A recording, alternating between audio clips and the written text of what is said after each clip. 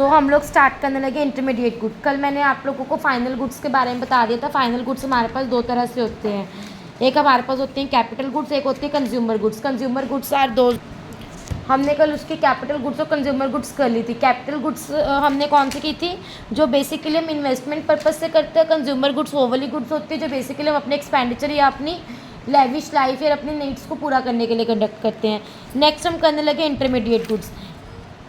Intermediate goods कौन सी goods होती है? इंटरमीडिएट गुड्स बेसिकली वो वाली गुड्स होती हैं जो बेसिकली अपना प्रोडक्शन बाउंड्री को अभी तक क्रॉस नहीं किया होता, या जिसके अंदर वैल्यू जो ऐड होती है बार बार होती रहती है, या फिर वो वाली गुड्स जो बेसिकली फाइनल यूज़र के लिए यूज़ करने के लिए कैपेबल नहीं होती है, उनको बोला जाता है इंटरमीडिएट गुड्स। इंटरमीडिएट गुड्स के अंदर कौन सी गुड्स आती हैं, जैसे कि रॉ मटेरियल हो गया, या गुड्स जो बेसिकली रीसेल करने के लिए की जाती हैं, जैसे कि shirts purchase by firm X from Y for resale and intermediate good because value is to be added to the shirt. सबसे बड़ा एग्जांपल मैं आप लोगों को देती हूँ।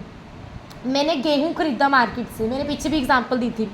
मैंने मार्केट से वीट खरीदी, वीट मैंने मार्केट से वीट खरीदी एज ए ऑनर मिल। मैंने फॉर एग्जांपल मैंने आपसे वीट खरीदी, you are a farmer, I am a owner mill. तो वो जो वीट होगी, वीट जो मैं खरीदूंगी आपसे, वो मेरे लिए क्या होगी, इंटरमीडिएट गुड होगी, क्योंकि उस इंटरमीडिएट गुड को मैं पीस कर ग्राइंड करके उसको आटे में क्या करूँगी, कन्वर्ट करूँगी। वही आटा आगे जो कंज्यूमर दूसरा बंदा खरीद रहा है, जिसने रोटी खानी है उसकी, वो आटा उस बंदे के लिए क्या होगा, इंटरमीडिएट गुड होगा। फाइनल गुड में वो कब कन्वर्ट होगा, जब वो उसकी आटे की रोटी बना के वो खा लेंगे, तो वो रोटी क्या हो जाएगी, फाइनल गुड में convert.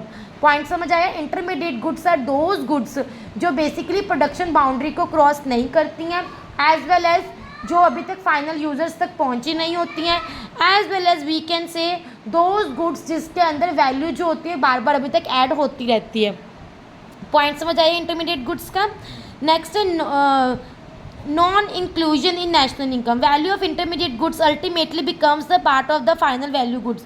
Accordingly intermediate goods are not included in the estimation of national product और नेशनल इनकम।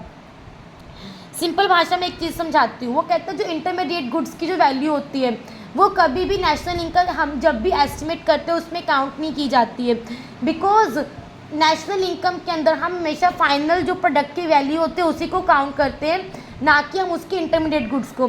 बिकॉज गेहूँ है, गेहूँ 400 रुपये में बिका, आटा कितने का बिका, 600 रुपये के अंदर। आटे को आगे बेकर ने खरीदा ब्रेड बनाने के लिए, उसको 800 रुपये में खरीदा, तो 800 रुपया ही एज ए फाइनल